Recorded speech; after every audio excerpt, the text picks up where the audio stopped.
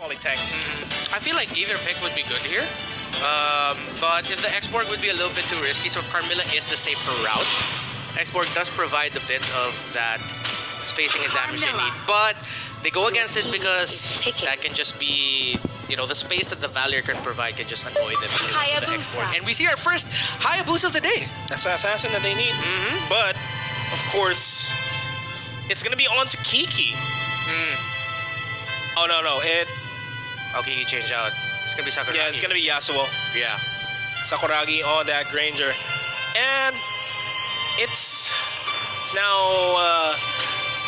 it's not like ESPORTS playing to their strengths as well. Again, they're going to go for the split push meta here with that Hayabusa. But at the same time, Hayabusa can just go into the backlines and dish out a lot of damage and just focus out the carry, focus out the Selena. Things that they want to happen in the early game. But as soon as the game progresses, Selena and carry, they're going to be a big problem. Yeah, they have to... Ignite has to take control of the game very early on. That doesn't mean that if they take control of the game, NEXPLAY won't be able to come back, but it gives them that little bit of edge from the beginning, especially when they get to the mid to late portion of the game. They're going to be really happy that they dictated the tempo that early on. And who do you think is going to be dictating the tempo here for the game number 1? I feel like it's going to be NEXPLAY trying to go a little bit more aggressive here because they do have the Selena early on. With the ability advantage, you want to make the most out of that. Ignite being the split pushers that they are going to play this a little bit slowly, try to draw NEXPLAY to certain areas, and then go for the split. And this is game number 1 between NEXPLAY Predator and Ignite ESPORTS. As game number 1, a bit of a scuffle in the mid lane. Nothing major though. Kiki and the back lines going to try to outpush everybody out there and try to deny them from securing the buff for Hayabusa. But let's not... you can really see the importance that these teams are putting on the objectives here in the jungle. Especially, they had like a 3 versus 2 scuffle here. They dished out a lot of skills just to take out the Litho Wonder. And NEXPLAY, I believe if I'm not mistaken, they were able to get the first one as well. So they get to secure 2 Litho Wonders. Yes, it heals you, but it also gives you the gold. And gold is what makes the world go round in the world of Mobile Legends, because that is what provides you with items. That is Speaking true, of items, sorry, I'm thin. Forces out the flicker onto Ison. That's going to be the first blood on to Sakuragi. Granger going down, but then also Dicky going down off screen. That is a kill on Lancy by Kiki. And it looks like it's going to be Kiki with the support emblem here. So we're not getting the hardcore mage Valier here, more of a support just to provide space. Oh, but the Abyssal Arrow lands on Hayabusa, and they make the most out of it. NEXPLAY getting that kill. That is exactly why you need to watch out for Selena, and sometimes, for that matter, just ban out Selena altogether.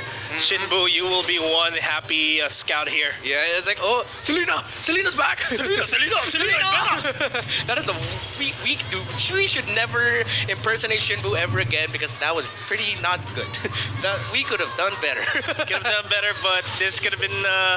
This is going to be an easy take. Yasuo taking out a lot of damage. Lilia is going to be forced to use out the ultimate. Yasuo dangerously low. Dima Cutie not connecting with the pinwheels, but they're going to be backing off. But while that's happening over the top lane, Selena's going to go down, as well as a siege here on the top lane. Ison and the rest of Ignite ESPORTS in the top lane will be disengaging, instead securing the spot there near the turtle, because the turtle is going to be up in about 30 seconds. Yep, 25 seconds until the turtle, and as I did mention, NEXPLAY playing aggressively more from the start, but Ignite is responding really well.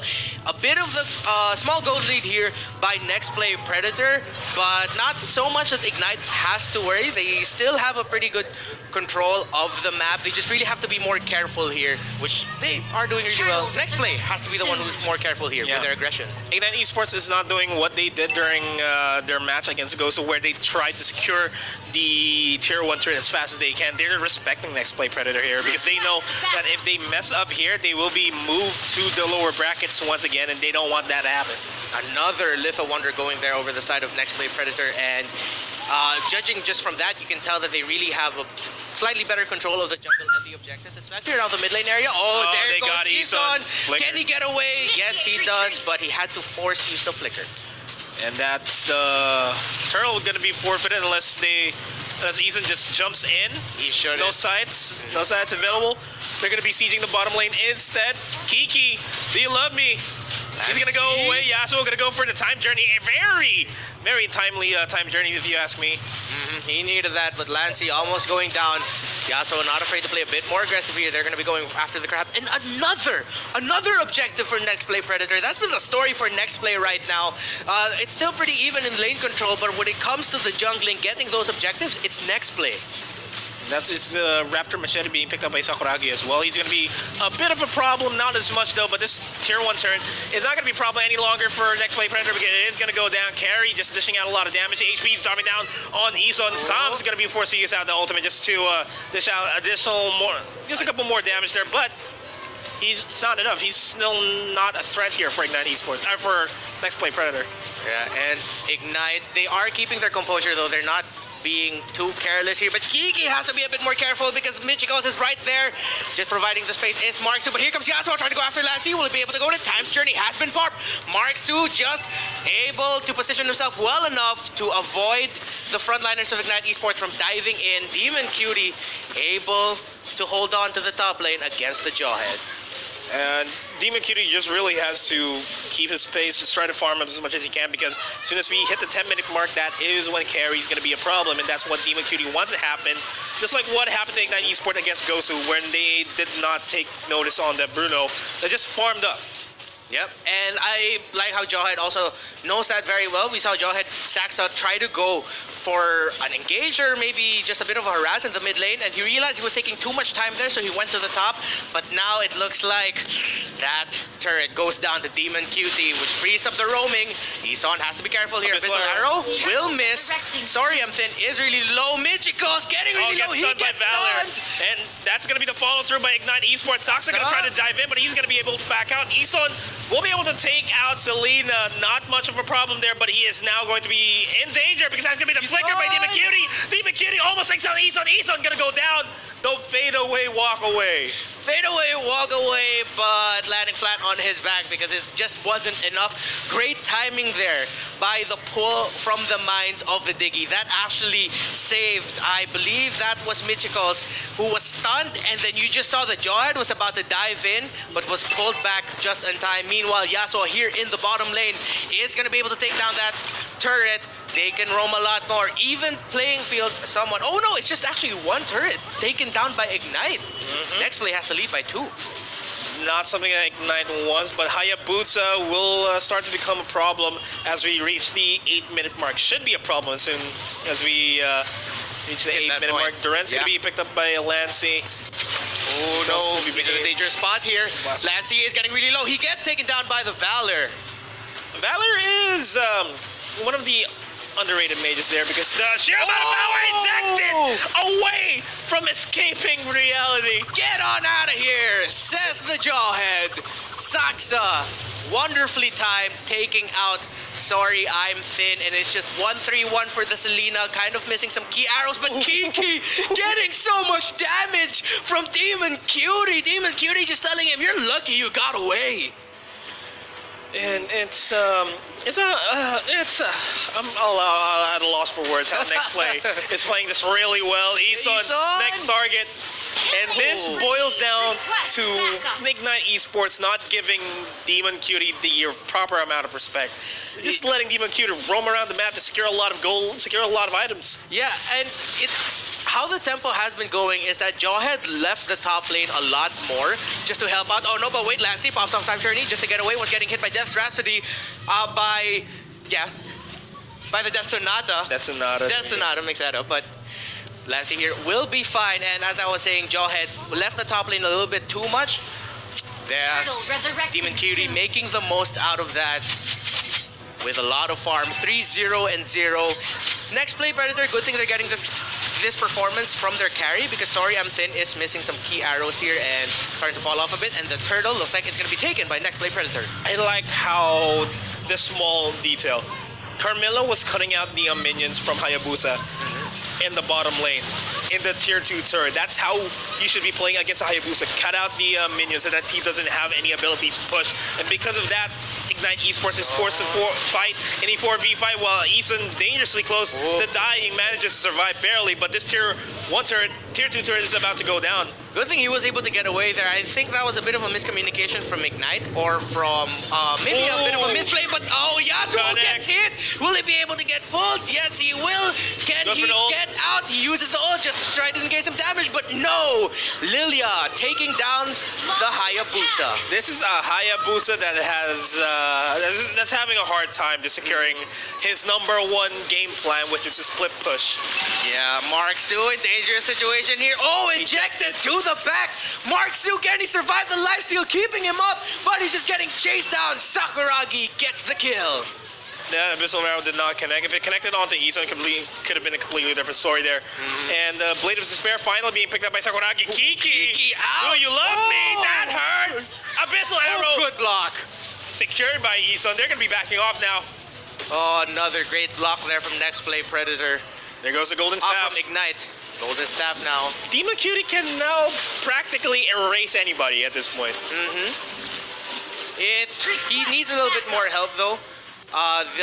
This Selena has to do just a little bit better, but I would agree with you, Carrie. It's gonna be more than enough. I feel like the reason why Yasuo is having a hard time here because he's used to playing more of the fighter split pushers.